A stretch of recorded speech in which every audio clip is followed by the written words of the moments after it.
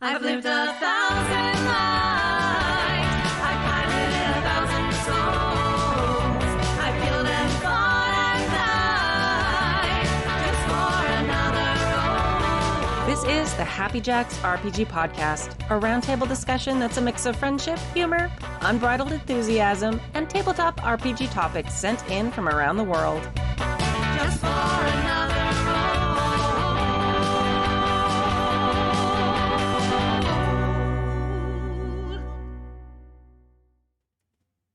Hello, and welcome to Season 30, Episode 12 of the Happy Jacks RPG Podcast. My name is Kimmy. Hey, I'm Nick. Jameson. Riley. All right. And we have a lot of new voices this week, which is really exciting. Nick, you know Nick. Nick's been around. Jameson's been around too, but not for a while. Right. It's been a good while. Some stuff came up, kind of kept me indoors, but it's fine. Well, we are glad you're here. Mm-hmm. And then we have Riley. Hello. You've seen Riley. Riley came and did the one shot of Starscape. Yeah. And so we're very excited you're here. We love when people are are playing the APs and then like, oh yeah, I'll do the advice show too. It's like, yeah, excellent.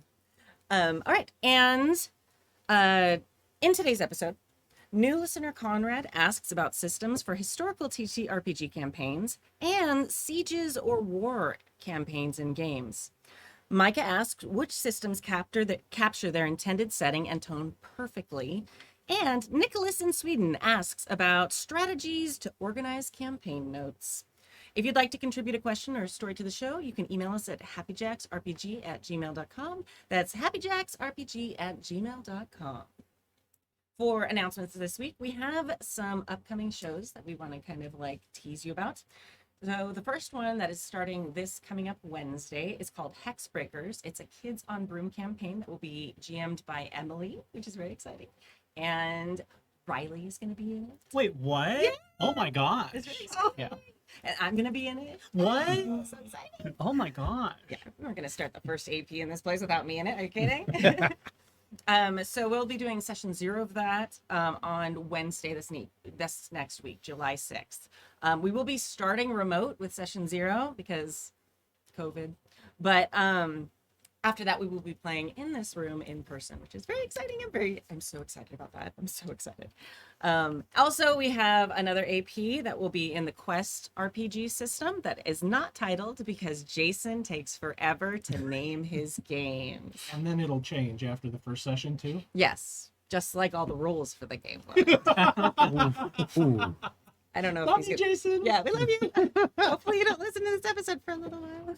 And that's going to play on Saturday nights. It will start July 9th with character creation session 0, like most of our games.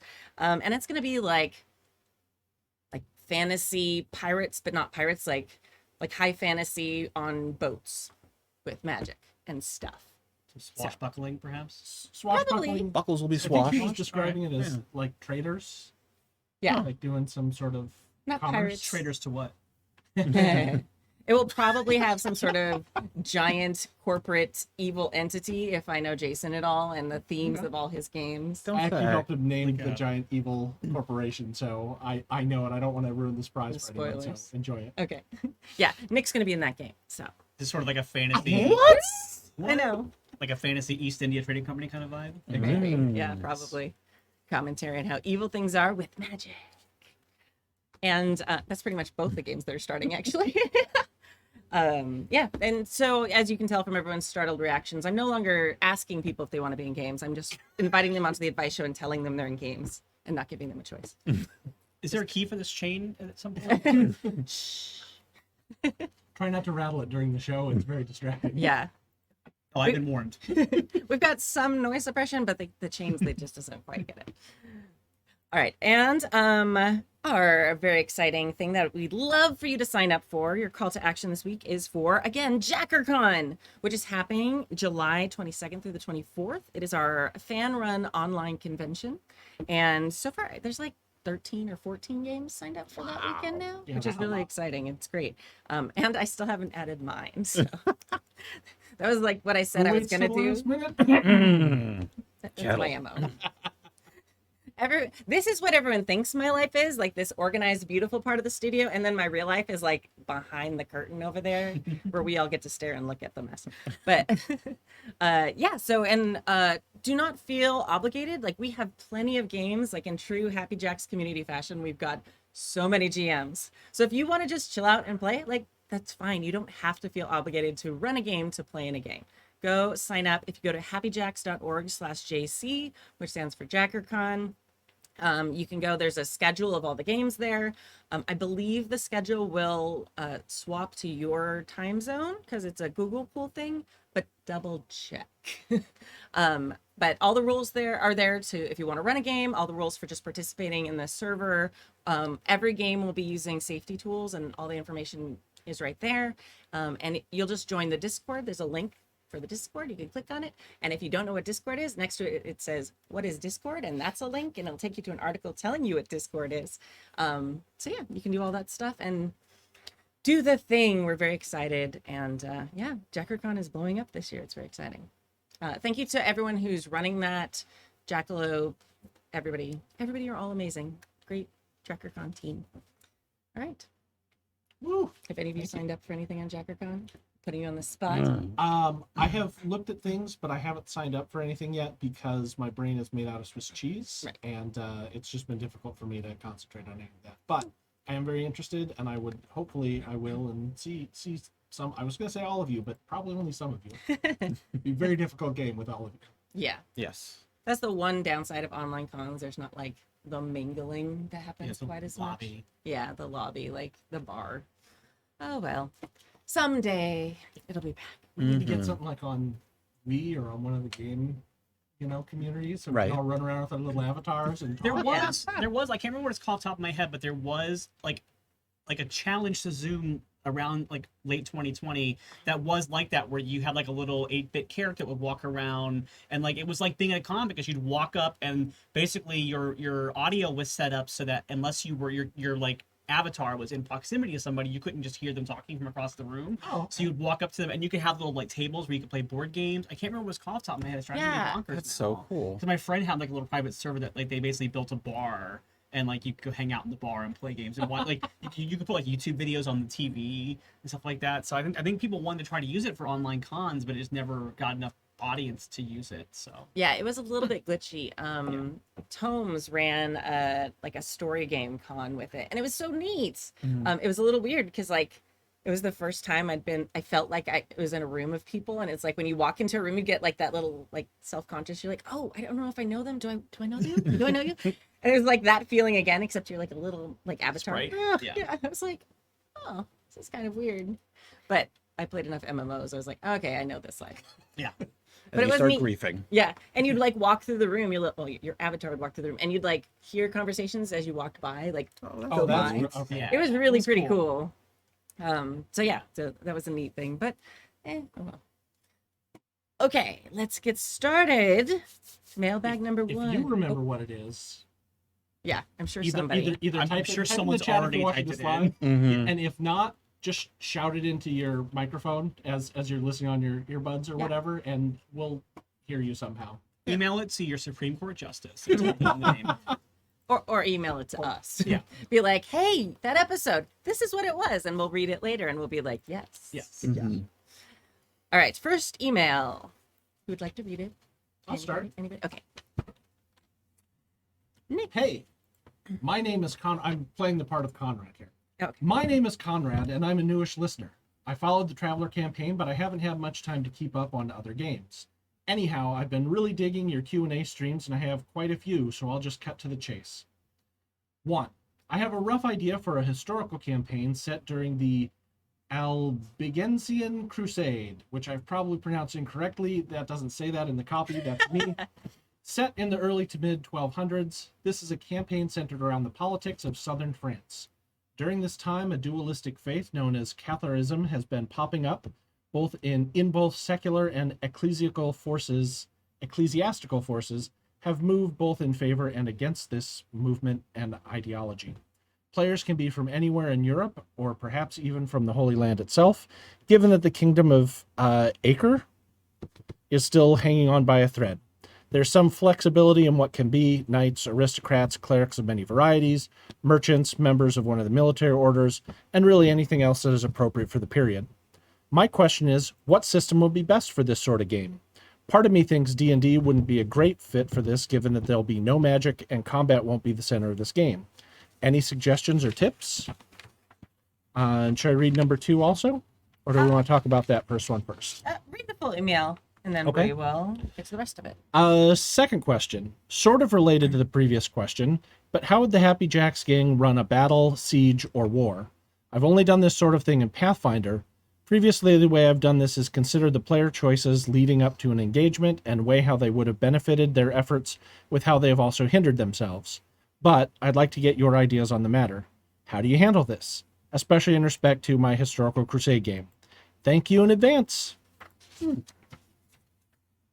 That was a very detailed first question. And thank you, and welcome to the Happy Jacks community, Conrad. Thank you for writing an email. We always appreciate it.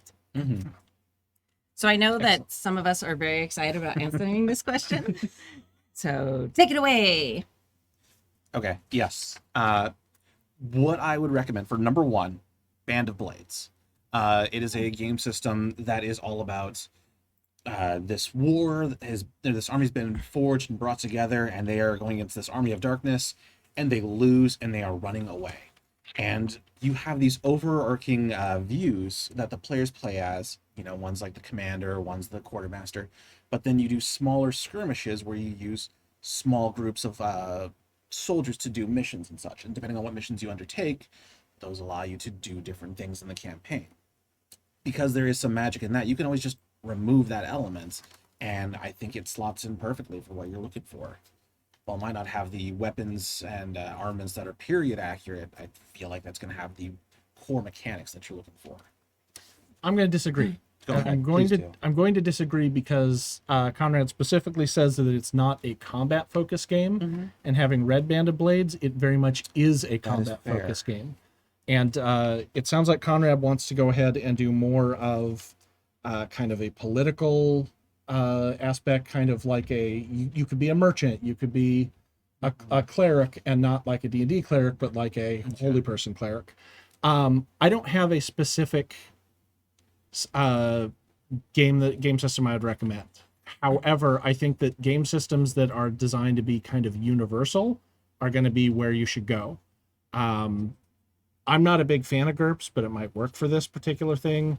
My particular favorite in that is Hero System by Iron Crown Enterprises, which I think does a fantastic job of letting you customize a hero, and their abilities, in my opinion, are easier to understand and rate than Gerps are. It's been like a hot minute since I played Hero, like a really long hot minute. It's like we played a campaign of that like back in the early days of the podcast 13 years ago.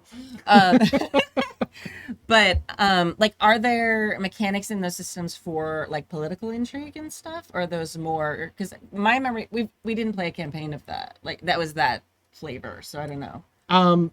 Not as such that I recall. Okay. It's been a while since I've taken a look at that as well.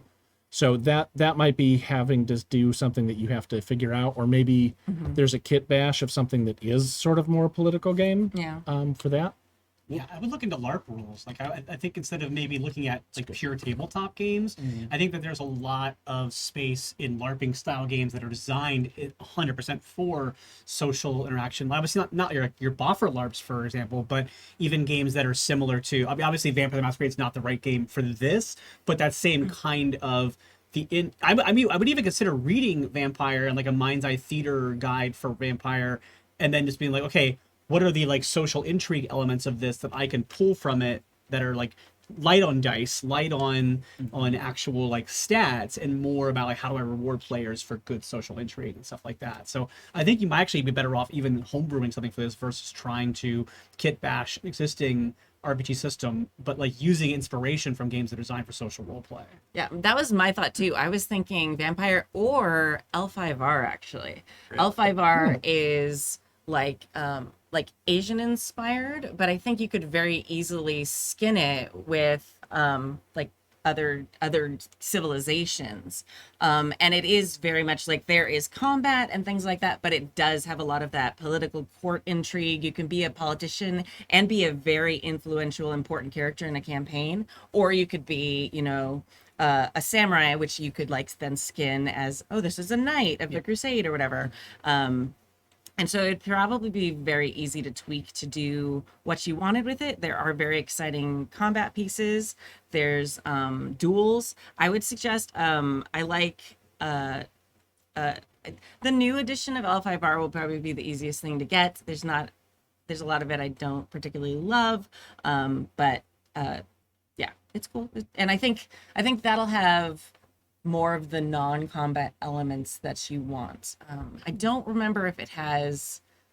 I think there even are some classes I think that have like moves for like armies, like if they're commanding forces. But I don't You're skipping remember. ahead to question 2.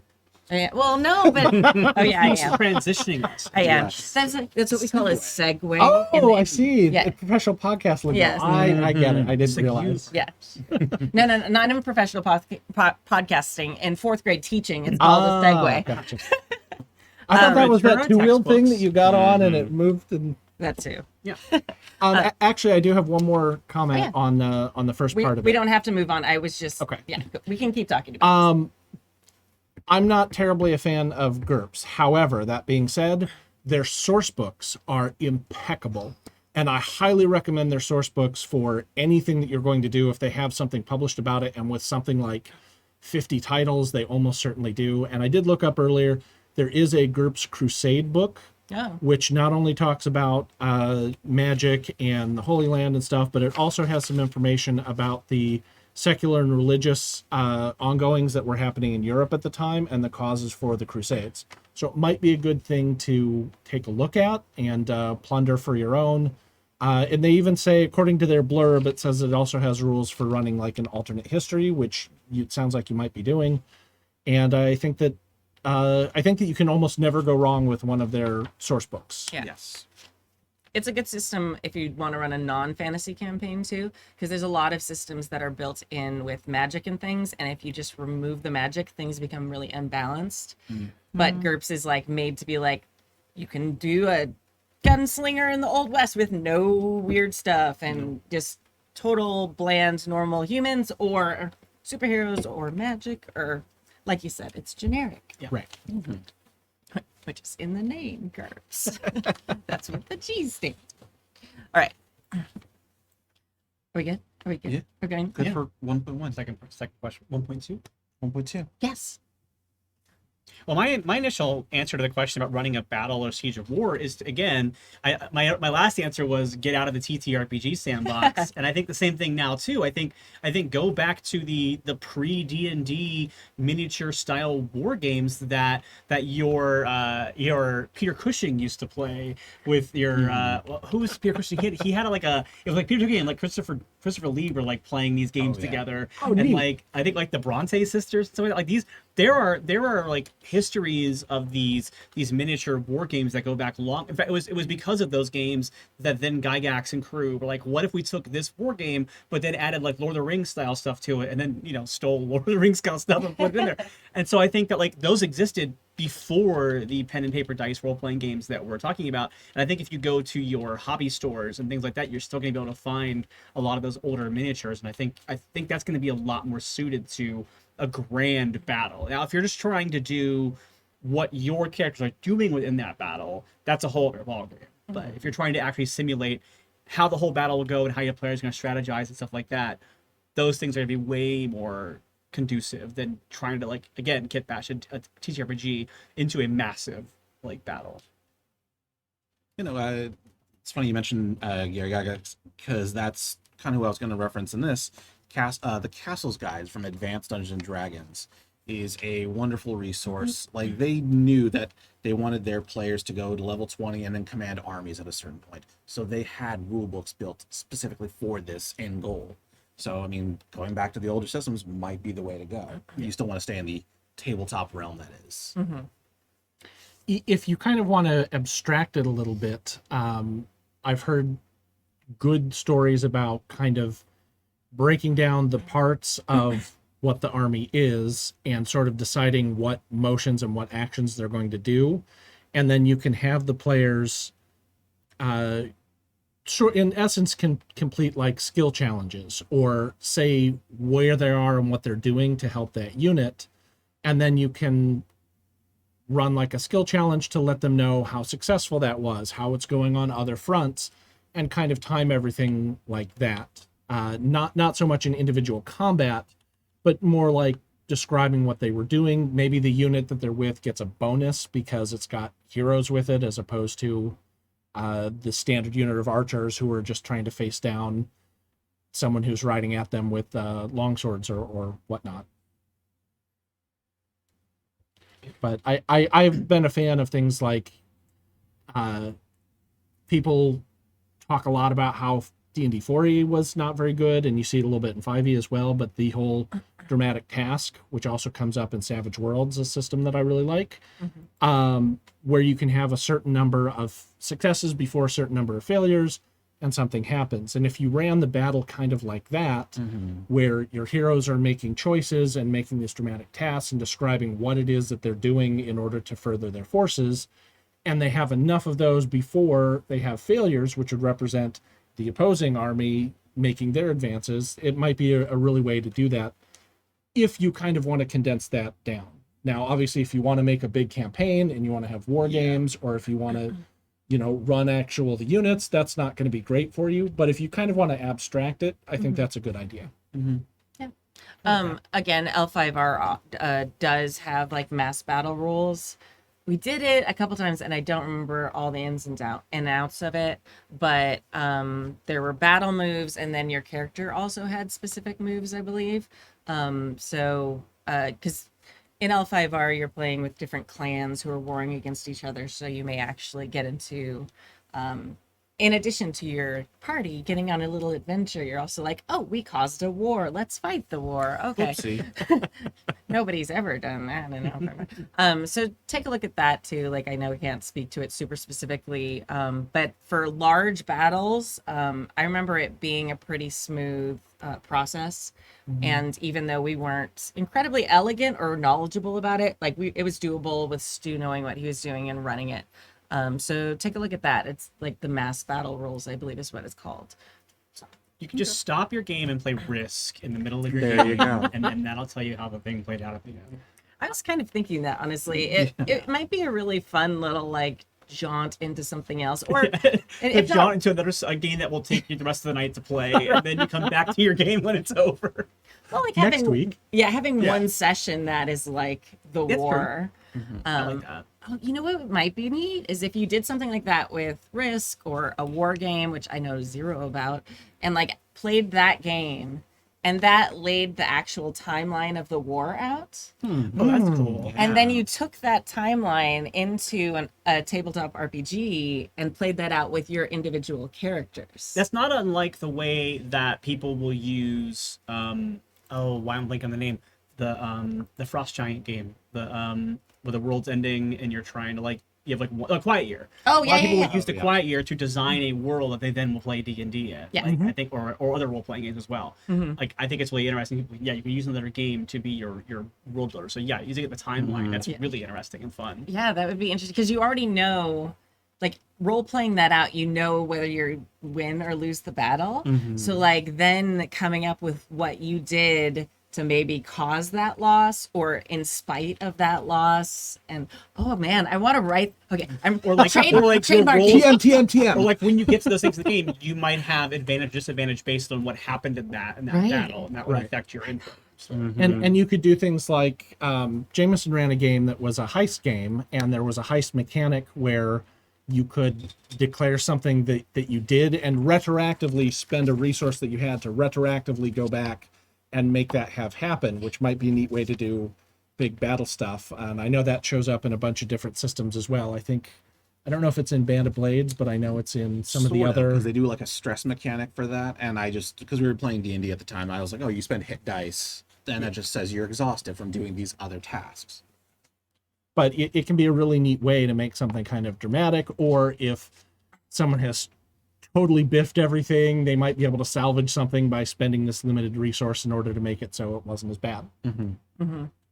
Chat is suggesting Axis and Allies might be something you could play that. Yeah. Specifically, I think Middle-earth edition. Oh yeah, Middle-Earth. Or the edition. Lord of the Rings version. Not Lord of the Rings, the Game of Thrones version also. There's a good Game of Thrones Oh, game. nice. That's Okay, very- yeah. Yeah. Very good. And then for political stuff, Green Ronin has the Game of Thrones RPG. That could work. Yeah, that makes There sense. is a little bit of magic in Game of Thrones RPG because the Game of Thrones world is a magical world, but I think that it's a magical world that you can very easily skip around the magical stuff if you want to. Yes, it's so rare, like having direct magic. That makes sense. Yeah, and almost all the magic, aside from like say dragons, could probably be explained away by some sort of weird. And I guess the Night King. I guess now that I'm saying, I'm thinking of a lot more magical things. Never mind. Yeah. Well, like leave out the Night King, but like if you make a bunch of can't. individual, He's coming. Winter is coming. Coming. Why? Important. The There's series so many did. heroes. Then it's like California, where winter's coming. The like week of winter we have, and then it's gone. You're like, what? Well, not unlike California, our showrunners want to leave to make a Star Wars movie, they get fired. Yeah. Absolutely. Is that too shady? Sorry, we could use more shade in California. Shade is fine. Yeah. All right. That's very exciting. I'm so excited about designing that game now. Oh my gosh. Yeah, that sounds fun. Yeah. I have to see. All right. You're all It's gonna like have when to people play play. test it. Is that what's the game? I'm in. Is Dread the game that you play with Jenga? Yes. Where, yeah, it's like I like the. I love when like you find ways, and it got a very video game vibe to that too. Like I this is such a tangent, but one thing I love about Assassin's Creed Odyssey is that like in the middle of playing this Assassin's Creed game, suddenly there's like battles break out between Sparta and Athens. You can like contribute, and then that changes how the politics of that region are. Not majorly, but then there's things you can do as a player to shift things. Like you can actually like you can go in and like steal money from the nation chest and stuff like that. That pushes that towards that battle. So that's a fun aspect of that game. Yeah. Starcross is another game that uses a Jenga tower like that, and it's like a doomed relationship. Like it's a heartbreaker. It's so good, and it's like a one session game, and you are like a captain who falls in love with their ship's AI. So there's like a reason when you start the game you cannot be together, and you like play it out, and it's just like That's like that session of Starscape that we played where Yes. I was the ship's AI and the captain fell in love with me, I was thinking that the whole time. I was like, oh my god, this is like a game of Starcross. and then Abria killed us all. Anyway, As she do. yeah, Like she she's does. really yes. good at it. She Like her is. no, She's the no, best. All right, second email. I'll read this one. Okay. Now, is it, you said earlier, is it Micah or Mika? I've never heard them say it, so she might say Micah or Mika. Okay. I think apologize it's if I say- Micah. I think it's Micah. Okay. I've said it that I've way. seen it spelled that way both ways. That's Yeah. why I'm like, oh, I don't know, because I think okay. I've said Micah, said and she Micah? hasn't corrected me. Okay, then I will go with that. All right. Hey, Kimmy, and all the laser-plated heroes. We just said it, Micah. Micah from Arkansas here with two quick questions for the hosts. Question numero uno. What game systems capture their flavor of game the best? For example, I believe that Masks, a new generation, absolutely nails the tone and flavor of a teenage superhero team better than any other. What other games do this for their respective genre? And then, question numero dos. What systems have great lore and world building, but are undermined by a bad system? My example, I adore the setting for Shadowrun, but outside of the harebrained scheme series of video games, I really have no interest in touching the system. Shout out to the Neo-Anarchist podcast and its host Opti for an incredible in-universe history lesson for Shadowrun setting. Thank you for bringing the RPG goodness every week. P.S. Drink. Huzzah! And that is from Micah from Arcane, Kansas, and also Call Me North on the Discord. Yay! We have a very cool Discord community if you're interested. So, games. I feel like a lot of PBTA games are so niche, like they're designed, and PBTA really like blossoms when it's like you are playing this exact specific thing, like rather than like, okay, fantasy. It's like you are, the hobbits coming back at the end of Lord of the Rings, and that's when like it really sings. So I feel like there's a lot of those examples. So I'm gonna try and think of something that's not that. So anybody have an idea? Yes. Are you familiar with JoJo's Bizarre Adventure? Yeah, I can see you are a huge fan. Okay. Overarms from Rookie Jet Games or Rookie Jet Studios they made a system that it's not JoJo's, but it encapsulates this so well. You get to create this semi-avatar that goes with your player or with your character, and the mechanics that back it up. Oh, so beautiful. But Rookie Jet Studios, really check it out. That's Over awesome. arms.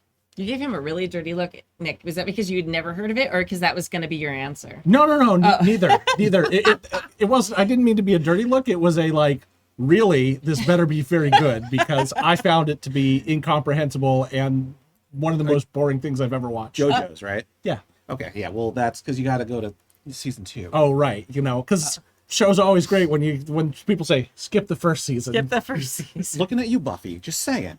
Just saying.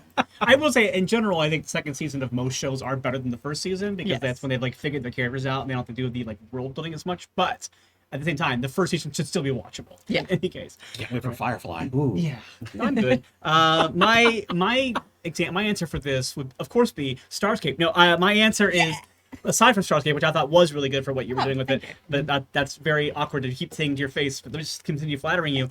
I've been on a podcast called Gamer Rassilon, and we've been playing the Doctor Who RPG, and we are now in the 4th season. We're now using their 2nd edition of Doctor Who RPG, and I think that obviously this is very specific to Doctor Who, but I think they did a really good job of taking what is great about Doctor Who and translating it into an RPG system.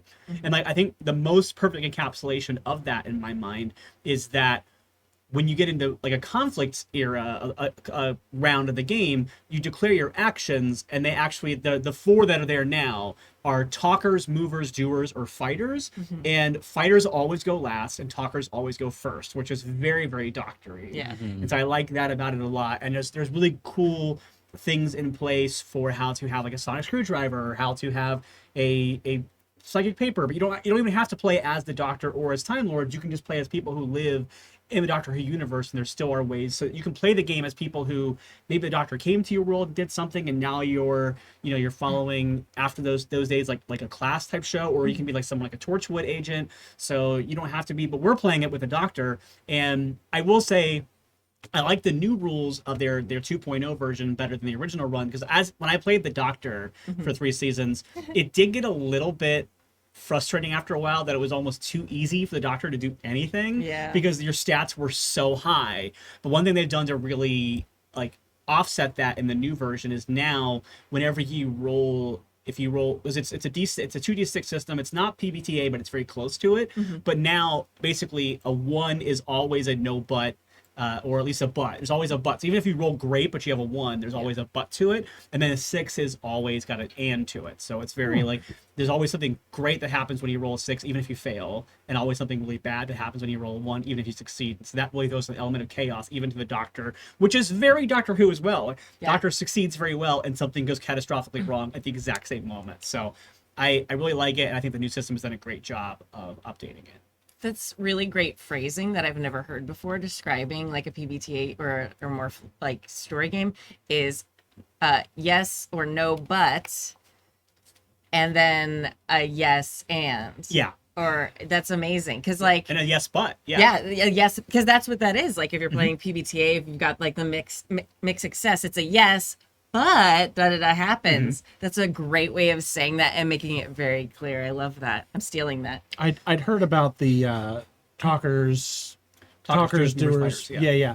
on that, which I always thought was a really great way of doing it, and like you said, completely represents the Doctor Who feeling. Like It that's does- dead on. It does take getting used to as a GM when you're running it, because it is like you're not rolling initiative at all. You're going like, okay, who's doing what? And then also like sometimes like the talker will change things. So it's a little bit more chaotic, but I think a good Doctor Who game should be chaotic. So I will say the hardest thing about playing Doctor Who as a Doctor Who as the Doctor is that the reason why the Doctor on the show is able to figure anything out is because they're being written by the same person who wrote the problem. And it is a little frustrating as the player to be like, I am not as smart as this 2,000-year-old alien or more, if you go like Chris Chibnall's era, but who is able to outsmart everyone in the universe. You're like, I have to outsmart the person across the room from me, but also act like I knew what was happening the entire time. And it can get very fun, but also so frustrating. Yeah, that's funny.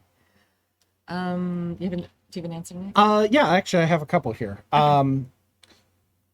The first is, we mentioned Green Ronin earlier in the show, and I swear this is not like an endorsement show. We're not getting paid by anybody. We just happen to keep bringing up all these systems. They asked. They asked for recommendations. systems. But the Green Ronin source book for the Black Company, I think, does a fantastic job of marrying the source material of the series, which I'm a big fan of, with I think it was 3rd edition mechanics, and creating a world that felt very much like the Black Company world while still using the mechanics of something else and adding in their own unique magic system, because magic works differently in that universe than it does in Dungeons & Dragons.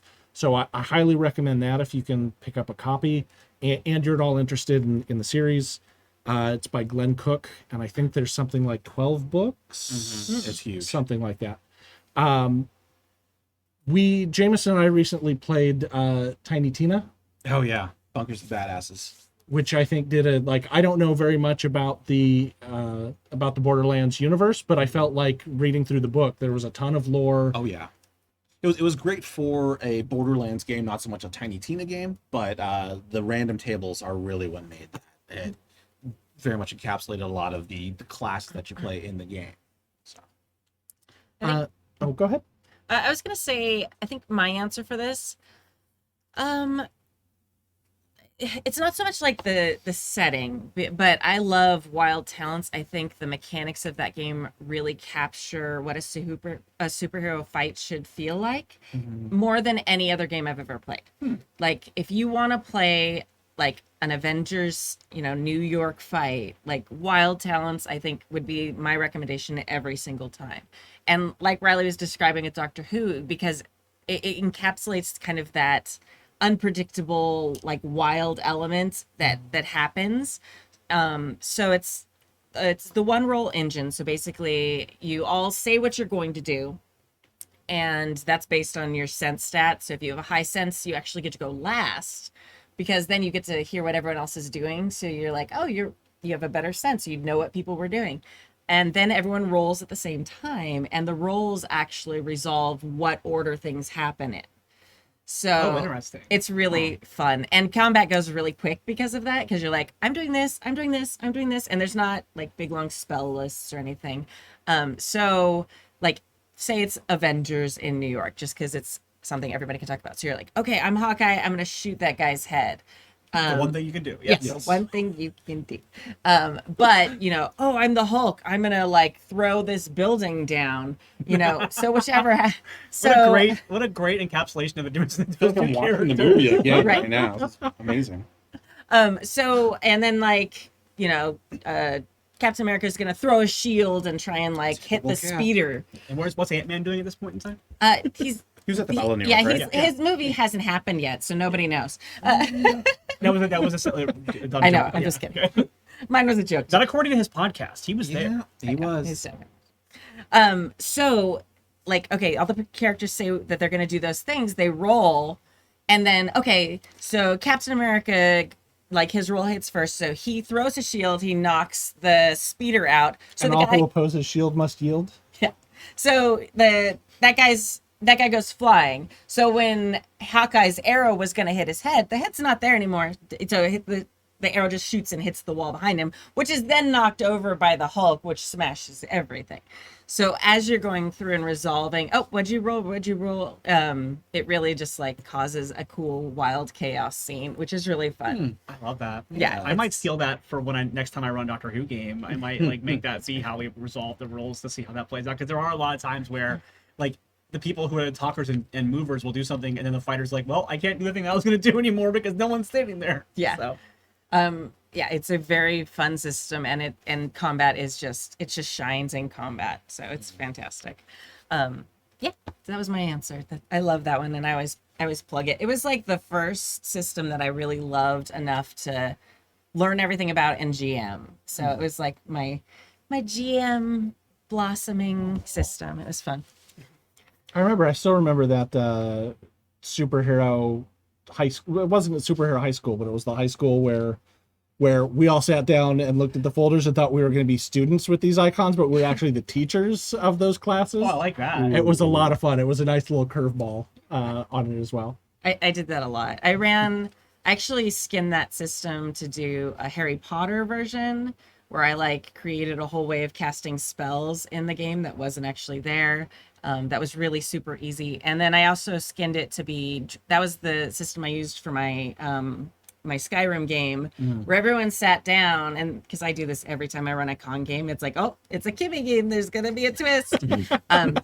Everyone sat down, and you don't get to look at the character sheets, you just have like a symbol on the top of the folder. You're like, okay, I'm gonna be the healer or whatever. They all opened it, and it turned out that they were all the dragons. I love it. So yeah, they had a good time, and they still to this day at conventions will see each other and be like, Dragon Brother, and like, because they decided they were all a clutch together, so they were like young punky teenage dragons in Skyrim, just wrecking shit. It was very cool. Young punky teenage dragons, young punky teenage dragons, Wrecking shit. Okay. All right. Very good. I think we've covered this topic. Last email. Oh, no. Well, we have the second part. Oh, second part. Oh, yeah. Question numero Sorry. dos, the opposite of that question. Sorry about that. What is a setting that you think is adorable, but the system doesn't necessarily support the setting that it lays out? Oh wow. Now we're getting to the shade part. Yeah. Crack our knuckles. Yeah. Okay. Who wants to start the trash talk? All right, I'm gonna start with one that I haven't actually played yet, but I like have read through it, and I'm like, is the new I've gone completely blank. Marvel Cinematic Universe. Oh, okay. Oh, really? Yeah, like it feels like someone was paid to write about a thing that they sort of knew about. It's like someone wrote mechanics and someone who knew about Marvel came in and was like, hey, here's stuff about that. And oh, you know, it'd be hilarious if you have to roll a 616 on the die because it's Earth 616. No, it's not. I'm with Ms. Marvel on this one. It is not, and you cannot convince me otherwise, Kevin. Kevin. But so it's yeah. So admittedly, maybe it plays beautifully. I've read a lot of TTRPGs, and it just has that vibe of like a corporation paying someone, and there's just not like a lot of heart in it. And I also, like, I'm gonna admit, I'm super salty that they were like, buy this playtest, spend money to playtest it. Yeah. But maybe it'll get better after the playtesting.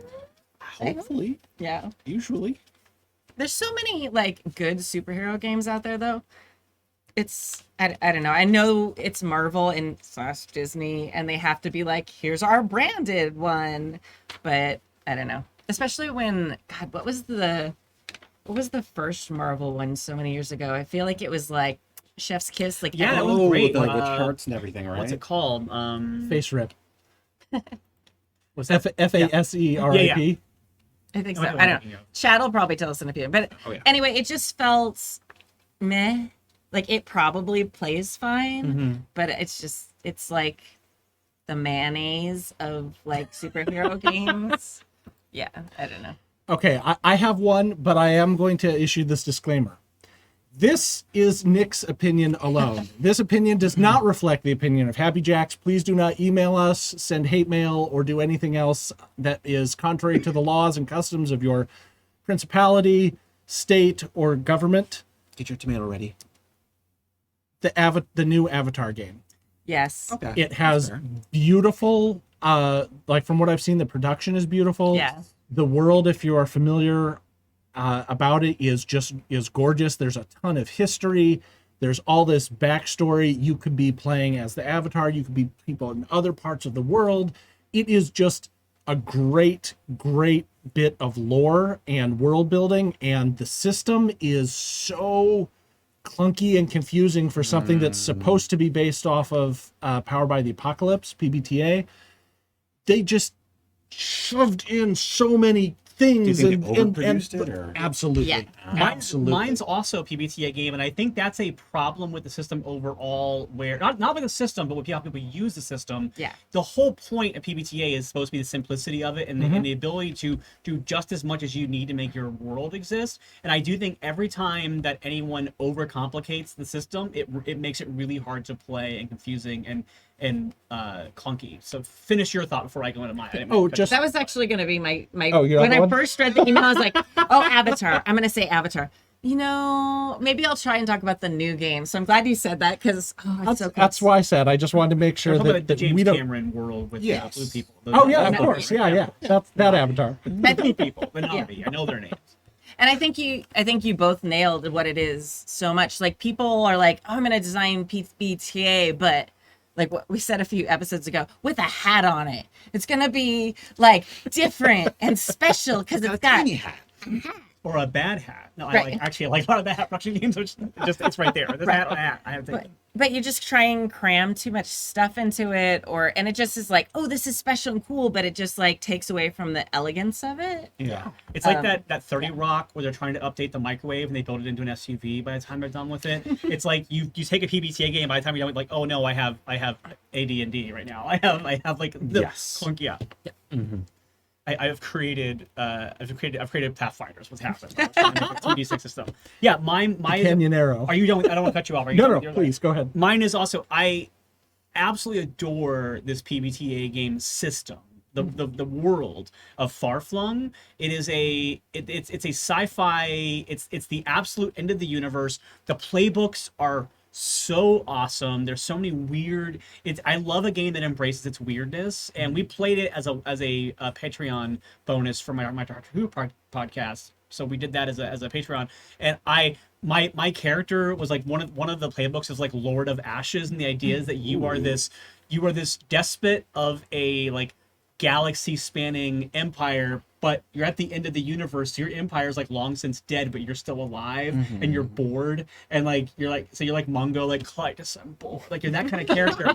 And it's so great, and there's so much flip, but there's just a couple of weird rules stuck into it. And I also felt like the moves that your playbooks do weren't as conducive to like ongoing gameplay as they wanted to be. And so we found as we were doing our play test of it, that as much as we adored the setting and the playbooks, that the rules were really getting us caught up a lot. There's a whole element of like you have history points or you have future points, and like it's kind of like when you're playing a like Lasers and Feelings or not Lasers and Feelings, like Honey Heist, but it's like now I have more history points, now I have more past future points, and after a while it got very confusing. And again, maybe if we played it for a bunch more sessions, we would figure it out. But I would say that I think a good PBTA game should work great for one-offs. And if it doesn't, I feel like there's something not quite there. And as much as I love what they're doing with it, I think hopefully they'll like revise it for a later version and make it a little more streamlined. Yeah.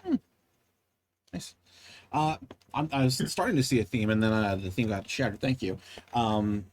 Adaptations. Mine.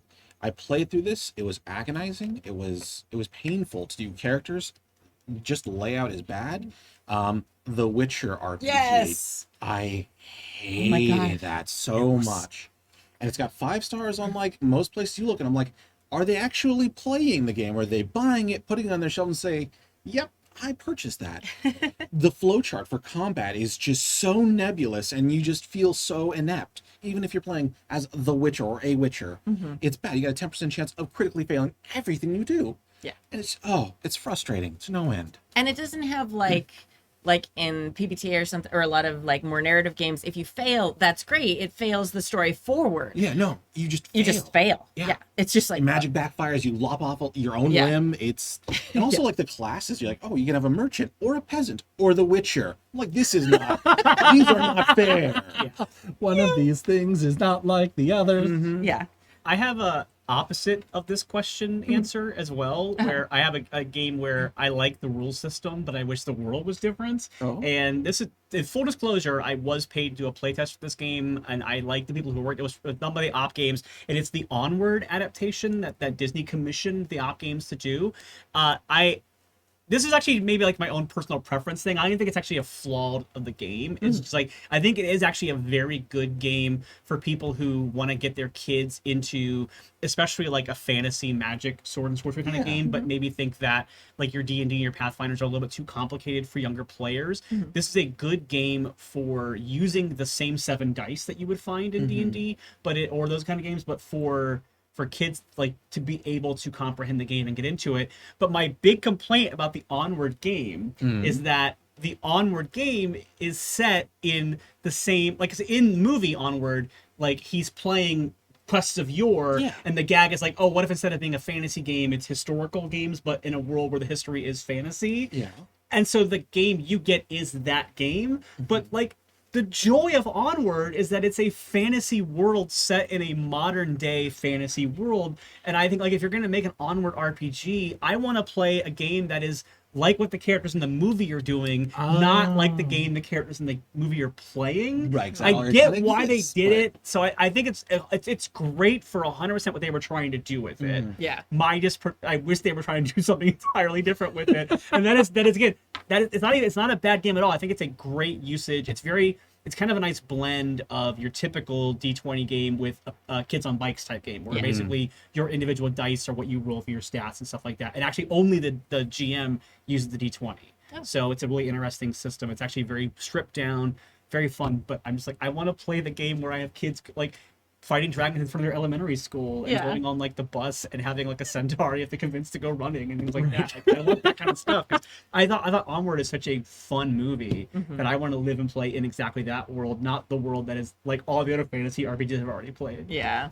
Yes. That was actually a conversation when we were writing it. Oh my god, did not realize we worked on that. I'm so sorry. It was funny. You said Onward, and I looked at each other like, Oh my god, I'm so sorry. I didn't realize you guys worked on it. No, I didn't. He did. Okay. I'm the worst. I have to go. I'll see you later. no. But I it's get it. Like totally I fine. understand. Like you probably had marching orders, and that's why you did what Right, you did it. And again, I think it's great for what it's doing. So I'm glad that I was complimentary of the game itself. Yes. I was like, go on, do Yeah. well. Even if you don't, that's Yeah, fine. no. Oh my It's gosh. a Did you see it? collaborative Did you see it effort. written on my sheet? this I whole did, time? and I looked over. I'm like, oh, this is going to be a next. I'm glad that I was one. like kind about it. And again, like I said, I ran it in a test, and I thought it was really fun and really easy to run as a GM. So I think it's a great intro for kids.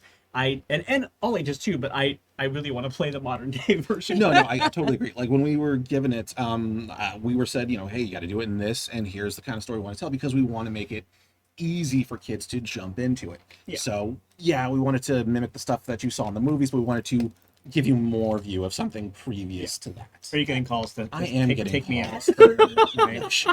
What? No. James, I feel so embarrassed right now. Don't be. No, yeah, It absolutely. was complimentary. It was Yeah. great. I didn't actually design the system. I just wrote Yeah. the campaign. So Yeah.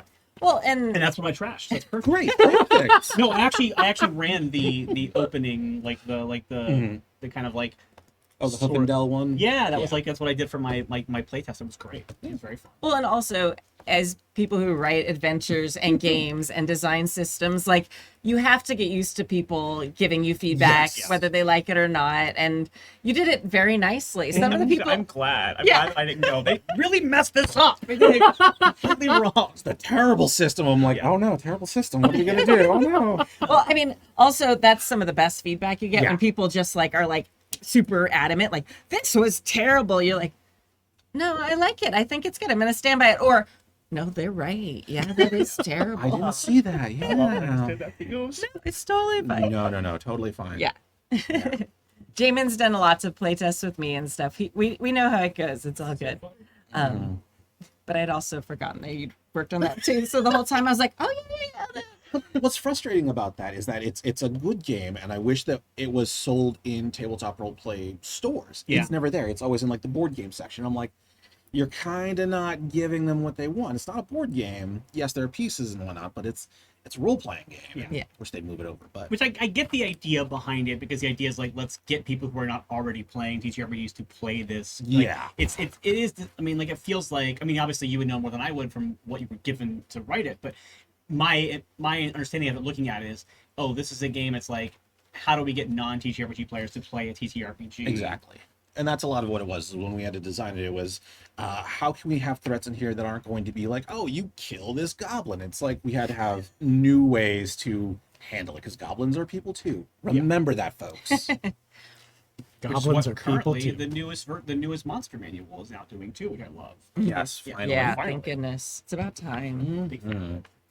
All right, I think we're done with that one. Yeah. Yeah, yeah. Does anyone else have a project they worked on that I can just go off? Carbon, Does anybody hate Game of Wrestlon, the Doctor Who podcast? Does anyone dislike the Rat Queens RPG? No, but as you were talking about the Doctor Who RPG, I have been working on this RPG system for probably 3 years now. And when you outlined the rules, I'm like, well, that's my game. I'm gonna go delete that document when I get home. Fun. There's certainly no RPG that's similar to other RPGs. Oh no. Well, you can't copyright or trademark dice mechanics. No. So you can steal dice mechanics from any game. You Yep. just have to write other stuff using that mechanic. Yeah. So it's all fine. You can steal it. It's okay. You mean you are allowed to tap? Tap. Oh man. Yes. That was for the Magic players out Yes. there. Yeah, All we got it. 3 of them. All right. I Third played one. Magic like in the day. Not even since we've started this podcast. Like it was like my high school, but I still have my cards somewhere. They're all probably like collectors. I should probably like look into that. I got someone you could talk to about that. Yeah. They like get into that stuff. Like Yeah. the new setting, New Capenna. Oh, so good. Yeah. So good. I just bought the pretty ones. I was like, most of it's horses, which Fair. surprises nobody. I hope is there, I mean, this is a tangent here, but is there lore about New Capenna? Because I saw the cards and they're gorgeous. Yes, there is lore. It's they have all these free things online. You can go to the wizards.com or whatever to see it. But they have these little stories. But the whole thing is that it's kind of like a 1920s but with magic. Okay. It's the interesting part of the Fantastic Beast minus everything that happened in that movie. So like, oh, the stuff I actually wanted to know about magic and how mob bosses work in that type of realm.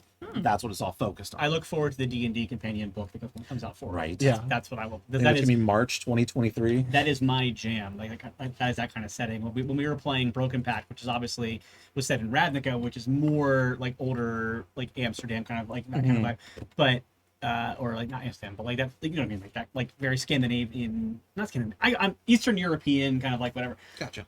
But like my GM would occasionally throw like Art Deco kind of stuff into like the Nice. buildings, and I'm like, this is my jam. Let's do all this. So, yeah, the idea of 1920s esque with magic is what I'm living for. Oh yeah, So. New Capenna, so good. I read somewhere, and I totally agree with this. Elves are Art Nouveau, dwarves are Art Deco. Yeah. There. Yeah, into it. All right. Last Third email. email. Third email. Greetings, Jackers, from the scorching hot furnace of that is 20 degrees Celsius, Sweden. I have stepped up my note taking this year, at least one note per scene, Wow. which I later flash out, summarize, and publish in between sessions. I find the record Bless keeping, you. right? I find the record keeping meaningful. Excuse me, I forgot the passive voice. The record keeping is meaningful, although challenging. Does it include time records? Mm-hmm. Timestamps. I want the summary to. Yeah, I want the summary to double as a reference guide for future sessions. Now, I stand humbly before you and seek your guidance. Help me, Oikimi-san.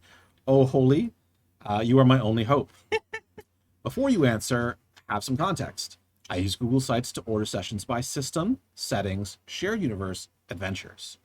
Here's another example of my struggles. In an early session, we met two of the 3 local lords ruling the lands. I noted down as much information as I could. That information is somewhere midway through the summary. 2 sessions later, the 3rd lord introduces himself shortly. I went back and flashed out his information in the earlier summary to keep it all in one place. It's heavily foreshadowed that their relationship, wants, and loyalties will become a key plot point in the future, more of a political game. Maybe I should keep NPCs as a separate page, but that's open up for more pages, such as towns, plot hooks, achievements, and threats. It's no longer a simple summary, but an encyclopedia to maintain. Nicholas in Sweden. What's the question? What's the ask here? I think It feels it's like they how got do it. you do it? It feels like you've got it. Like I don't know. Like Well, I think they're asking for like applications, like specific things or tricks to organize things so they can quickly reference the Okay, information. that makes more sense. So, Google Sites is like the one thing I haven't messed with a lot. I learned enough about it to pass my level 2 Google Education or Google Educator certification, and then promptly never used any of it because I do my own sites with HTML. So I don't know You're so exactly. fancy. Yeah, so fancy. So I don't know exactly when you're like, I can't picture it in my head exactly how you've laid that out. If you want to go for free Google tools, if you have that much information, I might actually, if you want it to be like referenced very quickly, a Google Sheet might actually be a really good thing to use with tabs at the bottom for each thing. So like NPCs on one tab, locations on one tab. It's gonna look like a hot mess when you just look at it. But if you have like the names over here, and then the next column is like description or like what they look like, and the next one is like where they're located, their occupation, whatever you want. You can then click on each cell and it'll pop up the full amount of information that you have stored there, which might be a quick way to reference everything, have things in tables, and make sure you're writing down the same things about all the characters. And it's Google, so it's free. You may also want to just have, and this might seem like a total nightmare to you, but I have my students do this a lot, with just a straight Google Doc with different sections, and then just use the search function to find individual characters. Because it'll be almost instantaneous, and you'll be able to type and format things however you like, and it's all in one place. So those are my suggestions if you want to stick with the Google suite of stuff. Yeah, because they have the outlining tool on the side. So if you do different headers and such, you can see, oh, NPCs are down here. Click on that, and it'll jump to it. Yeah. That's Or totally just amazing. hit Control F and look for blacksmith, or start typing it, and it'll be like, "Duh," and it tells you all the blacksmith characters you have. I was going to ask if it had some sort of like a hyperlink capacity, but you're saying it's like you can do like a table of contents or like you see on some PDFs, or just Control F and type in what you're looking for. Basically, in both. Google Docs, if you make anything outlined form, you can open up an outline like side view panel basically, and it automatically, whenever you do like a tab over and give a heading, it'll just fill that in for you. So, sorry, as someone who was writing a book last year and didn't know that was a good feature, it became a godsend as I was writing it. Yeah, it was bet. wonderful.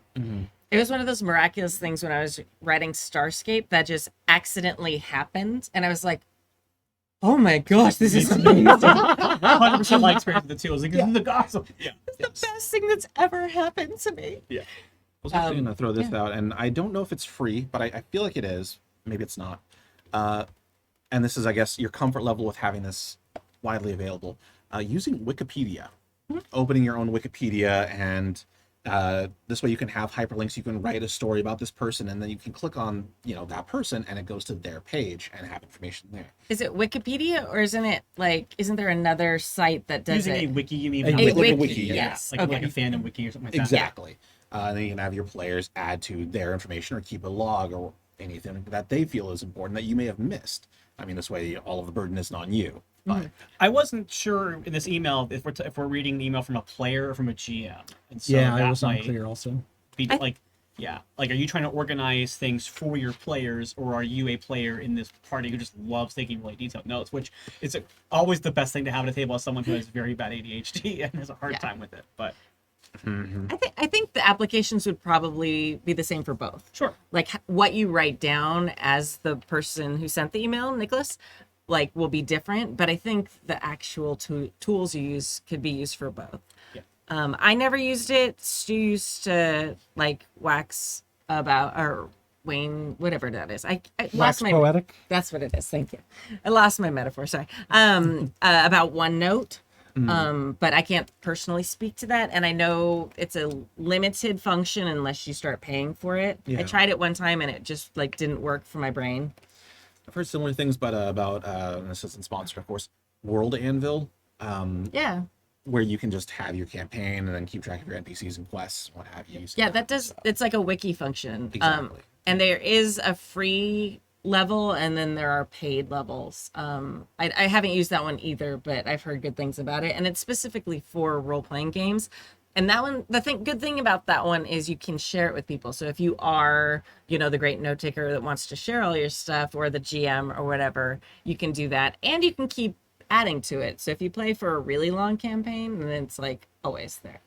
I think doesn't Obsidian Portal do that? Although Yeah. it mainly focuses on computer MMOs and stuff. Obsidian Portal does that, yeah. Okay, might be another thing to look at. Yeah.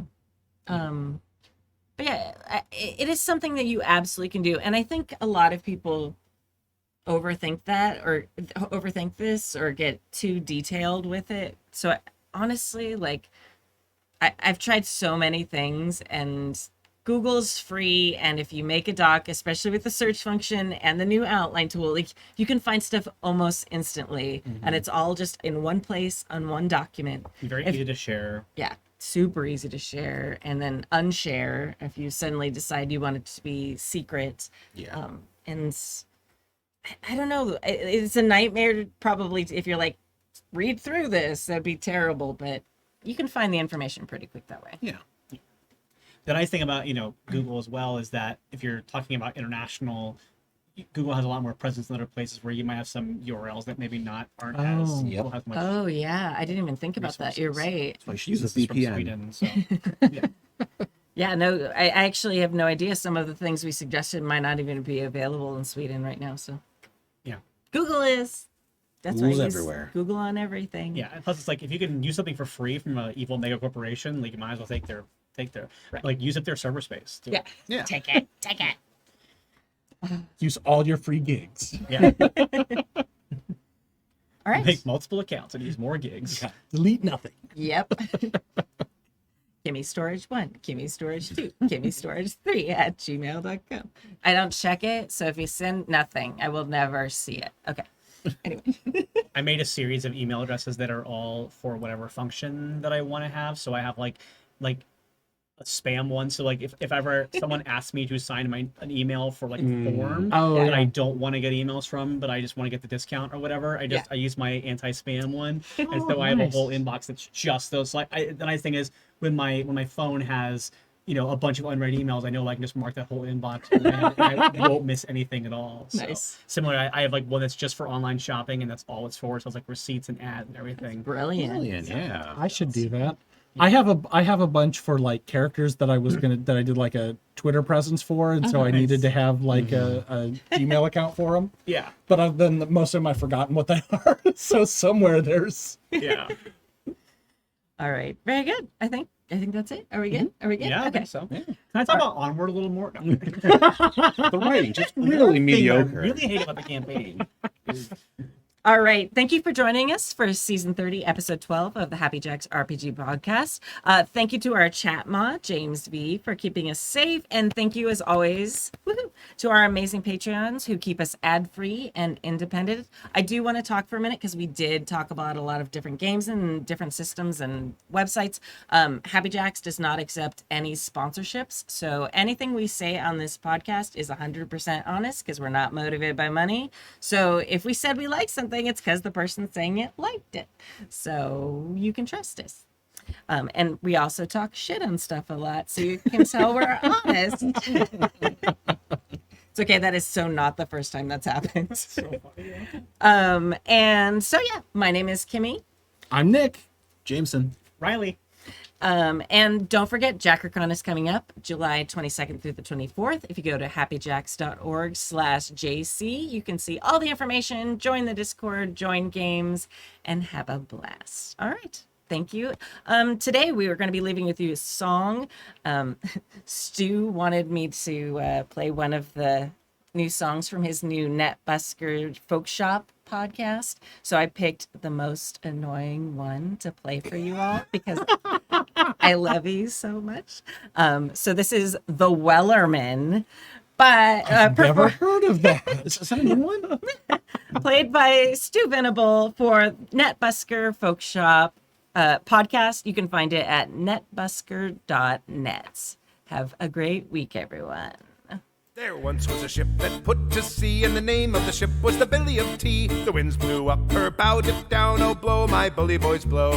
Soon may the Wellerman come to bring us sugar and tea and rum. One day when the tonguing is done, we'll take our leave and go. She had not been 2 weeks from shore when down on her a right whale bore. The captain called all hands and swore he'd take that whale in tow. Soon may the Wellerman come to bring us sugar and tea and rum. One day when the tonguing is done, we'll take our leave and go. Before the boat had hit the water, the whale's tail came up and caught her. All hands to the side, harpooned and fought her when she dived down low. Soon may the Wellerman come to bring us sugar and tea and rum. One day when the tonguing is done, we'll take our leave and go. No line was caught, the whale was freed. The captain's mind was not of greed, but he belonged to the Wellerman's creed. He took that ship in tow. Soon may the Wellerman come to bring us sugar and tea and rum. One day when the tonguing is done, we'll take our leave and go. For 40 days or even more, the line went slack, then tight once more. All boats were lost, there were only 4, but still that whale did go. Soon may the Wellerman come to bring us sugar and tea and rum. One day when the tonguing is done, we'll take our leave and go. As far as I've heard, the fight's still on, the line's not cut, and the whale's not gone. The Wellerman makes his regular call to encourage captain, crew, and all. Soon may the Wellerman come to bring us sugar and tea and rum. One day when the tonguing is done, we'll take our leave and go. Soon may the Wellerman come to bring us sugar and tea and rum. One day when the tonguing is done, we'll take our leave and go.